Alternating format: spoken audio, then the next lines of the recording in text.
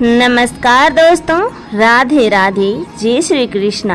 आज हम सुनने जा रहे हैं आषाढ़ मास महात्म्य अध्याय 15। छठे योगीश्वर आविहोत्री जी ने कहा, हे राजन, कर्म, अकर्म और विक्रम ये तीनों एकमात्र वेद के द्वारा जाने जाते हैं। इनकी व्यवस्था लौकिक रीति से नहीं होती। वेद अपौरुषीय है, ईश्वरीय रूप है, इसीलिए उनके तात्पर्य का निश्चय करना बहुत कठिन है। इसी से बड़े बड़े विद्वान भी उनके अभिप्राय का निर्णय करने में भूल कर बैठते हैं। यह वेद प्रोक्तवादात्मक है। यह कर्मों की निवृत्ति के लिए कर्म का विधान करता है। जैसे बालक को मिठाई आदि का लालच देकर औषध खिलाते हैं, वैसे ही यह अनभिज्ञों को स्वर्ग आदि का प्रलोभन देकर श्रेष्ठ कर्म में प्रवृत्त करता है। जिसका अज्ञान निवृत्त नहीं हुआ है, जिसकी इंद्रियां वश में नहीं है, वह यदि मनमाने ढंग से वेदोक्त कर्मों का परित्याग कर देता है, तो वह विहित कर्मों का आचरण न करने के कारण विकर्म रूप अधर्म ही करता है। इसीलिए वह मृत्यु के बाद फिर मृत्यु को प्राप्त होता है। इसीलिए फल की अभिलाषा छोड़कर और विश्वात्मा भगवान को समर्पित कर दो।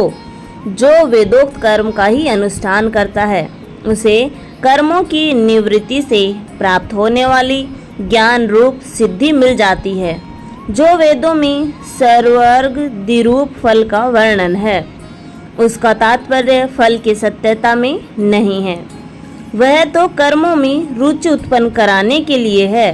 हे राजन, जो पुरुष चाहता है कि शीघ्र से शीघ्र मेरे ब्रह्म स्वरूप आत्मा की हृदय ग्रंथि में और मेरे ही कल्पित गांठ खुल जाए, उसे चाहिए कि वह वैदिक और तांत्रिक दोनों ही पद्धतियों से भगवान की आराधना करें। पहले सेवा आदि के द्वारा गुरुदेव की दीक्षा प्राप्त करें, फिर उनके द्वारा अनुष्ठान की विधि सीखें।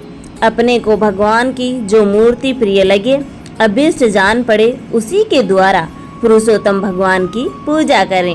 पहले स्नान आदि से शरीर को, संतोष आदि से अंतकरण को शुद्ध करें। उसके बाद भगवान की मूर्ति के सामने बैठकर प्राणायाम आदि के द्वारा भूत शुद्धि, नाड़ी शोधन करें। तत्पश्चात विधि पूर्वक मंत्र, देवता आदि के न्यास से अंग रक्षा करके भगवान की पूजा करें। पहले पुष्प आदि पदार्थों का जंतु आदि निकालकर पृथ्वी को समार्जन आदि से अपने को व्यग्र होकर और भगवान की मूर्ति को पहले ही की पूजा के लिए हुए पदार्थ के शालन आदि से पूजा के योग्य बनाकर, फिर आसन पर मंत्रोच्चारण पूर्वक जल छिड़ककर पाद्य, अर्घ्य आदि पात्रों को स्थापित करें। तदंतर एकाग्रचित होकर हृदय में भगवान का ध्यान करके फिर उसे उसके सामने की श्री मूर्ति में चिंतन करें। तदंतर हृदय, सिर, शिखा इत्यादि मंत्रों से न्यास करें और अपने इष्ट देव के मूल मंत्र के द्वारा देश, काल आदि के अथवा हृदय में भगवान की पूजा करें। अपने उपास्य देव के विग्रह की हृदय आदि अंग, आयुधादि, उपांग और पार्षदों सहित उनके मूल मंत्र द्वारा पाद्य, अर्घ्य, आचमन, मधुपर्क, स्नान वस्त्र, आभूषण, गंध, पुष्प, दधि, अक्षत के तिलक, माला, धूप, दीप और नैवेद्य आदि से विधिवत पूजा करें तथा फिर स्तोत्रों द्वारा स्तुति करके सपरिवार भगवान श्री हरि को नमस्कार करें। उसके बाद नमस्कार करने के बाद अपने आप को भगवन्य धान्य करते हुए ही भगवान की मूर्ति का पूजन करना चाहिए।